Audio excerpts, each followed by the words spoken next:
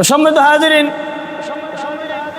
রাসূল সাল্লাল্লাহু আলাইহি সাল্লাম মক্কার এই পাহাড়ের কিনারা দিয়ে যখন হেঁটে যাচ্ছিলেন, হেঁটে যে সামনে গেছেন, ইতিমধ্যেই পাহাড়ের এই চূড়া দিয়ে 11 জন বিশিষ্ট আবু জেহেলকে দিয়ে 12 জন, 12 জন লোক বিশিষ্ট এই দল বহর নিয়ে সামনের দিকে অগ্রসর হচ্ছেন। আবু জেহেল তাকিয়ে দেখলেন এক পাহাড়ের এক কিনারায় এক চূড়ায় একটি বড় গুইসাপ দেখতে পাইলেন। গুইসাপটি যখন দেখতে পায়, আবু জেহেল লোকজনদেরকে বলতেছিল যে আমি যা দেখতে পাচ্ছি তোমরা কি দেখতে পাচ্ছ? লোকজন বললেন, বা কাফেরদের ওই সঙ্গবাঙ্গরা বললেন যে না, আমরা ওইভাবে খেয়াল করি নাই। আবু জেহেল বললেন যে আমার চোখের সামনে দেখো, পাহাড়ের এক চূড়ায় বিশাল একটি লম্বা গুইসাপ দেখা যায়, এই গুইসাপটাকে ধরো। আপনারা হয়তো, আপনাদের মনে আছে কিনা জানি না, রাসূল সাল্লাল্লাহু আলাইহি সাল্লামের নাম তাওরাত কিতাব থেকে মুছে দেওয়ার জন্য যে গজবটা নাজিল হয়েছিল, এই গজবের ফসল হচ্ছে সেই গুইসাপ। আবু জেহেলের হুকুম অনুযায়ী এই গুইসাপটাকে ধরা হলো। ধরে নিয়ে আসার পরে 11 জন এই বিশিষ্ট লোকজনদেরকে বলতেছিল এই গুইসাপটাকে মারো, মারার পরে আগুন দিয়ে এই গুইসাপটাকে জ্বালায়া দাও। আগুন দিয়ে কি করে দাও? গুইসাপটাকে পুড়িয়ে দাও। পোড়ানো হলো।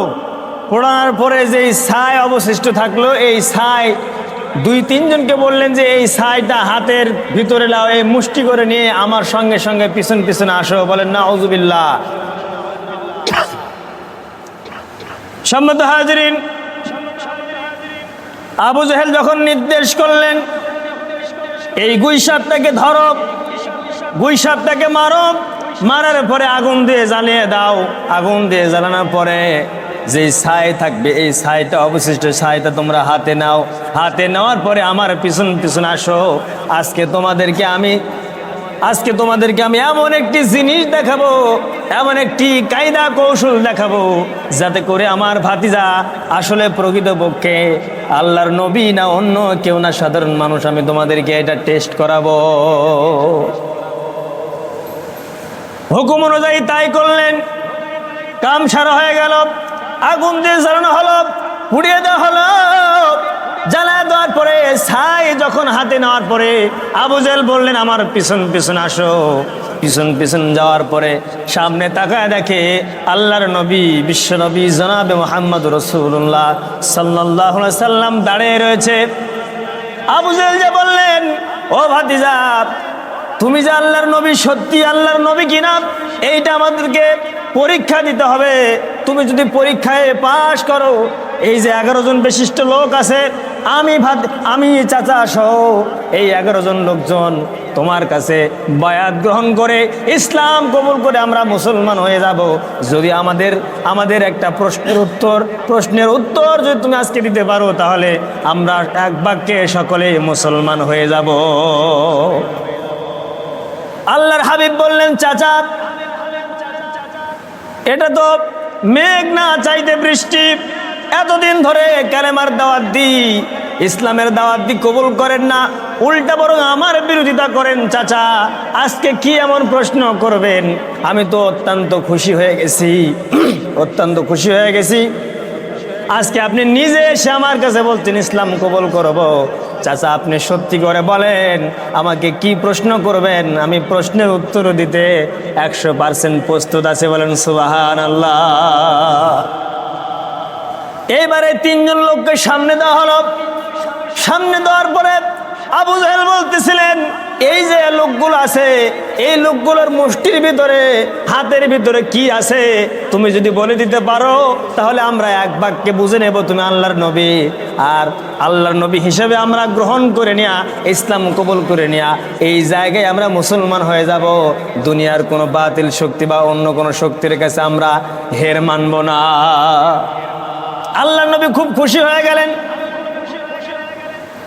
খুশি হওয়ার পরে আল্লাহর কাছে দুহাত তুলে দোয়া করলেন, আয় আল্লাহ তাআলা, আমি তো কোনো জাদুকর নই, ইন্নাল্লাহা আলিমুম বিযাতিস সুদূর। পৃথিবীর এমন কোন মুমিন নাই, বান্দা বান্দি নাই যার মনের খবর তুমি জানো না আল্লাহ রব্বুল আমিন। আমি তো গায়েব জানি না, তুমি যা জানো আমি তা জানি না আল্লাহ। ওর হাতের ভিতরে কি আছে আমি জানি না। নিশ্চয় নিশ্চয় তোমার সাহায্য ছাড়া এই জায়গায় যে একটা চান্স পাইছে ইসলামের দাওয়াত দেওয়ার, কোরআনের দাওয়াত দেওয়ার, কালেমার দাওয়াত দেওয়ার, তারা নিজে মুখে এসে স্বীকার করেছে ইসলাম কবুল করবে আল্লাহ। এই জায়গায়, এই চান্সের জায়গায় তুমি আমাকে এমনভাবে হেল্প করো যাতে করে আমি এই লোকজনদেরকে কালেমার দাওয়াতটা পৌঁছায়া দিতে পারি। বলেন সুবহানাল্লাহ। আল্লাহ রাব্বুল আমিন জিবরাইলকে বলেন, জিবরাইল যাও যাও যাও আমার বন্ধুকে জানায়া দাও কিচ্ছু করা লাগবে না, শুধু শাহাদাত আঙ্গুলটা এই তিনজন লোকের মুষ্টির দিকে হাত আঙ্গুল করে আঙ্গুল উঁচু করে হাত সামনে বাড়ায় দেওয়ার সঙ্গে সঙ্গে এই হাতের ভিতরে কি আছে ওই জিনিসটাই আল্লাহ নবী সহ কাফেরদেরকে জানায় দিবে যে কি আছে। সুবহানাল্লাহ বললেন না? আরে জোরে বলেন না সুবহানাল্লাহ। সুবহানাল্লাহ শব্দের অর্থ হলো কোনো কিছু আশ্চর্যজনক কিছু দেখলে আল্লাহর এই প্রশংসা আদায় করতে হয়। সুবহানাল্লাহ, আল্লাহ কত মহান। সম্মানিত হাজিরিন, আল্লাহর নবী বললেন, ও চাচা আমি মুখে বলবো না, আপনার এই তিনজন মানুষের ভিতরে, তিনজন লোকের হাতের মুষ্টির ভিতরে কি আছে, এই মুষ্টির ভিতরে কি আছে ওই জিনিসটাই যদি আপনাদেরকে জানায় দেয় তাহলে কি কোনো সমস্যা আছে? আবু জেহেল বললেন, না না আমাদের কোনো সমস্যা নাই। যদি তুমি নিজে না বলে যদি হাতের ভিতরে এই জিনিসটাই যদি বলে দেয় আমরা কি বা কেন কি হয়েছে, তাহলে আমাদের তো কোনো সন্দেহ নাই, আমাদের কোনো সমস্যা নাই।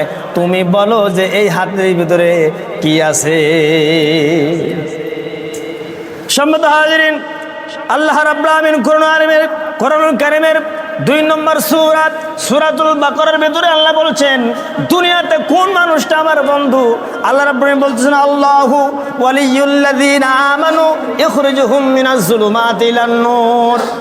যেই মানুষগুলো দুনিয়াতে বাতিল রাস্তা ছেড়ে দেয়, মিনাজ যুলুমাতি ইলান নূর, ভালো রাস্তার দিকে, ইসলামের রাস্তার দিকে, আলোর রাস্তার দিকে যারা এসেছে, ইহদিনাস সিরাতাল মুস্তাকিম, এই রাস্তায় যারা এসেছে, সঙ্গে সঙ্গে আল্লাহ রাব্বুল বলতেছেন দুনিয়ার বুকে ওই মানুষটাই হলো আমার বন্ধু।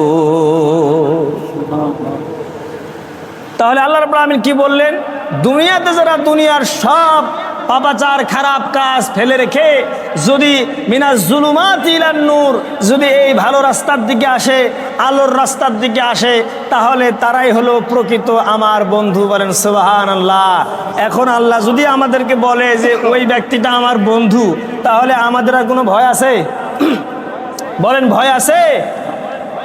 কবরে ভয় নাই, হাসরে ভয় নাই, মিজানে ভয় নাই, কিয়ামতের দিন ভয় নাই, কোনো ভয় আমাদের থাকবে না যদি আমরা দুনিয়ার সমস্ত খারাপ কাজ থেকে যদি আমরা ফিরে আসতে পারি, যদি আমরা দুনিয়ার সব খারাপ কাজ যদি আমরা ফেলে দুনিয়ার ভালো কাজের দিকে যদি আসতে পারি, আল্লাহ রাব্বুল আমিন আমাদেরকে বন্ধু বলে আখ্যায়িত করবে। আর আল্লাহ যদি কোনো মানুষের বন্ধু হয়ে যায়, দুনিয়াতে আর কোনো বাবা সাদা বাবা খালা বাবার দরকার হবে না। এই জন্য দুনিয়াতে আমরা চেষ্টা করব, অবশ্যই চেষ্টা না, শুধু চেষ্টা না, অবশ্যই আমাদেরকে করতে হবে দুনিয়ার সব বাতিল কাজকে ফেলে রেখে, দুনিয়ার সব পাপাচারকে আমাদেরকে ছুড়ে ফেলে আল্লাহ দ্বীনের দিকে, আল্লাহর একত্ববাদের ঘোষণার দিকে আমাদের আসার দরকার আছে না নাই? জোরে বলেন আছে না নাই? যদি থাকে তাহলে আমরা ফিরে আসবো তো ইনশাআল্লাহ। কি বলেন, ফিরে আসবেন? যদি ফিরে না আসেন তাহলে আল্লাহ রাব্বুল আমিন বলতেছেন ওই ব্যক্তিকে আমি যদি বন্ধুরূপে গ্রহণ না করি, ওই বান্দাকে যদি আমি বন্ধুরূপে গ্রহণ না করি, আসহাবুন নার, আল্লাহ শেষে বলছেন আসহাবুন নার, যদি তারা ফিরে না আসে তাহলে তাদেরকে হে নবী তুমি সুসংবাদ দিয়ে দাও, আসহাবুন নার, পৃথিবীর সবচাইতে, কিয়ামতের সবচাইতে যত ভয়াবহ আযাবের ভিতরে সবচাইতে বড় যে আযাব, সে আযাবের সুসংবাদ তাদেরকে দিয়ে দাও। বলেন নাউযুবিল্লাহ। এখন বলেন তো আযাবের আবার সুসংবাদ হয়?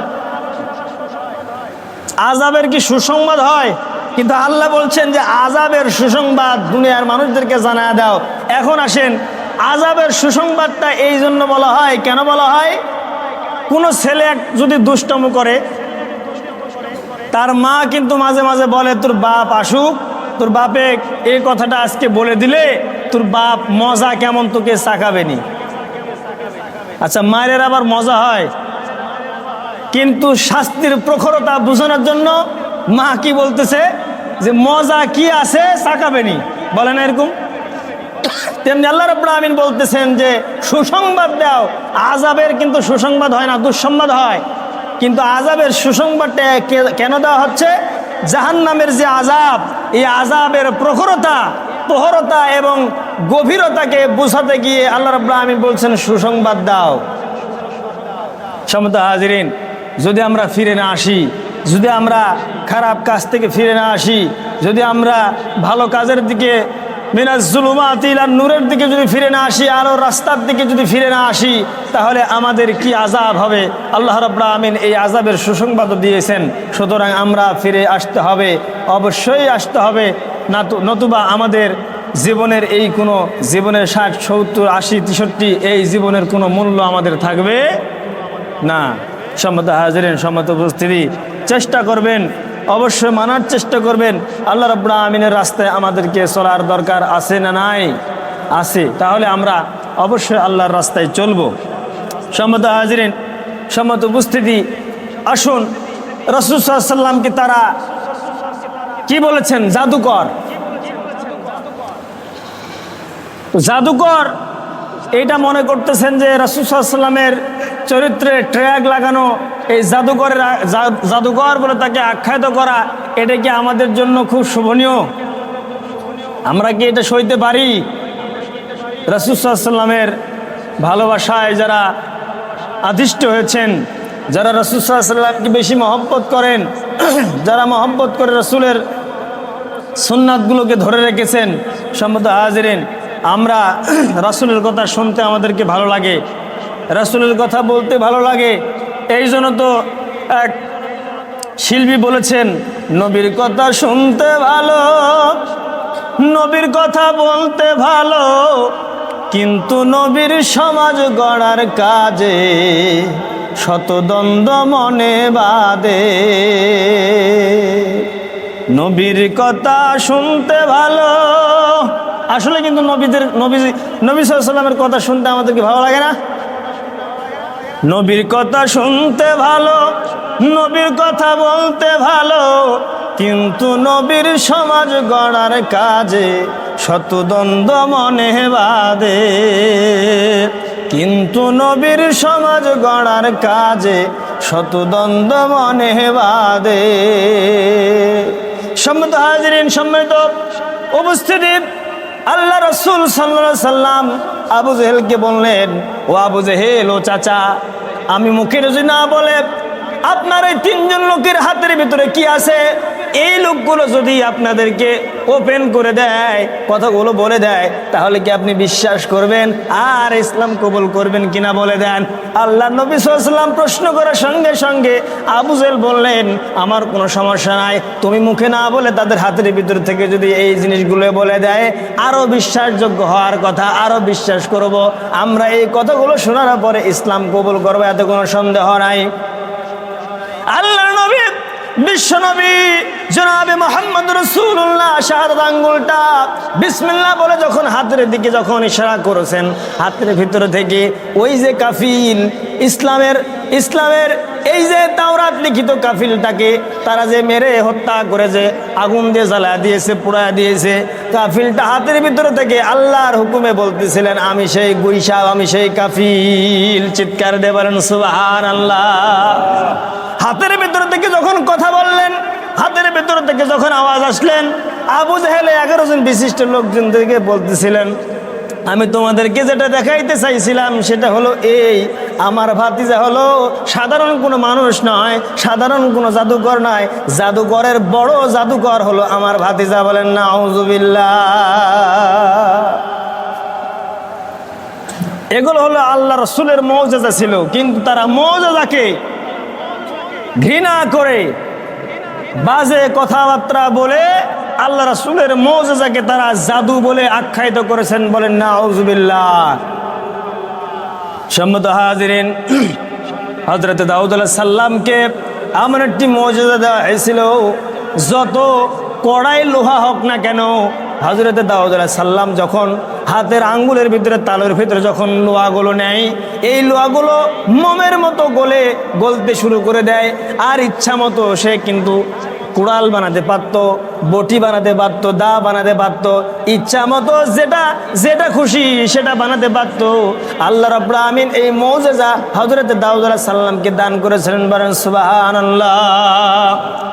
সম্মানিত হাজিরিন, একটা আবু জেহেল আবার জিজ্ঞাসা করতেছিল, ও ভাতিজা, ওই যে দূরে দেখা যায় দুইটা পাহাড় দেখা যায়, এই দুইটি পাহাড়কে যদি তুমি কিংবা একটা পাহাড়কে যদি তুমি দুভাগ করে দিতে পারো, এই একটি পাহাড় যদি দুভাগ করে তুমি দেখাতে পারো, আমরা যতজন মানুষ আছি, যত কাফেররা আছি, সকলে এক বাক্যে ইসলাম কবুল করে নেব, কোনো সন্দেহ নাই।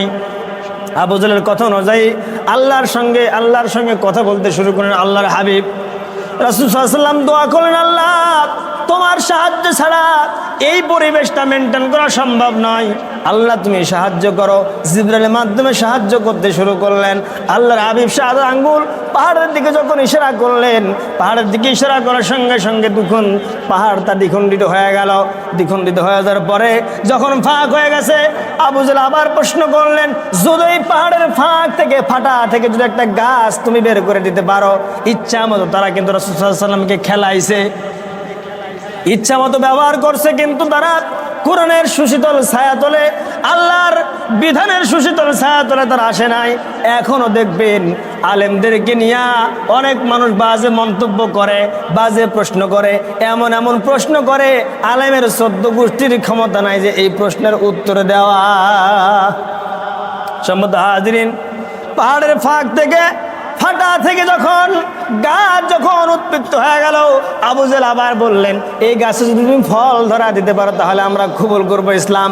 আসলে কাফেরদের সবচাইতে বড় চরিত্র হলো তারা মুনাফিক, কথা দিয়ে তারা কখনো কথা রাখে না। আল্লাহ রাসূল যখন গাছে যখন ফল ধরা দিলেন আল্লাহর সাহায্যে, ওই সময় আবার বললেন, দেখো দেখো আমার ভাতিজা সব চাইতে বড় জাদুকর, তাছাড়া এইভাবে এই কাজ করা আসলে সম্ভব নয়। রাসূলের মুজিজাকে তারা জাদু বলে আখ্যায়িত করলো। সম্মানিত হাজিরিন, জাদু এক জিনিস আর রাসূল সাল্লাল্লাহু আলাইহি ওয়াসাল্লামের মুজিজা আরেক জিনিস। এখন আর কোনো মুজিজা, পৃথিবীতে কোনো মুজিজা নেই, কারণ যেই সময় যে নবীকে আল্লাহ রাব্বুল আমিন মুজিজা দান করেছিলেন, ওই সময় থেকে ওই নবী থেকেই এই মুজিজাগুলো বিলুপ্ত হয়ে গেছে। দুনিয়াতে আর কোনো মুজিজা নাই। এখন যারা জাদুর কেরামতি দেখায়, যারা নবী সাজতে চায়, কিছু ছালা বাবা, ছাতা বাবা, তালা বাবা আছে, এরা হলো জাদুর প্রভাব খাটিয়ে জিনদেরকে আয়ত্ত করে এই জাদুর প্রভাব খাটিয়ে যে মানুষদের ঈমান হরণ করতেছে, নষ্ট করতেছে, চিরকাল তারা জাহান্নামে থাকবে। আর এগুলো যারা বিশ্বাস করবে তারাও হলো জাহান্নামী। সুতরাং আসুন আমরা কোনো কবিরাজের এই জাদুবিদ্যার কোনো কথা শুনে আমরা ঈমান হারাবো না। সম্মানিত হাজিরিন, সম্মানিত ভাইরা আমার, আসুন আল্লাহ রাব্বুল আমিন যে বিধানগুলো আমাদেরকে শিখার জন্য বলেছেন এগুলো শিখি, আমল করি, জান্নাতে চলে যাই। আল্লাহ রাব্বুল আমিন আমাদের সকলকে তৌফিক দান করুক। আসসালামু আলাইকুম ওয়া রাহমাতুল্লাহি ওয়া বারাকাতুহু।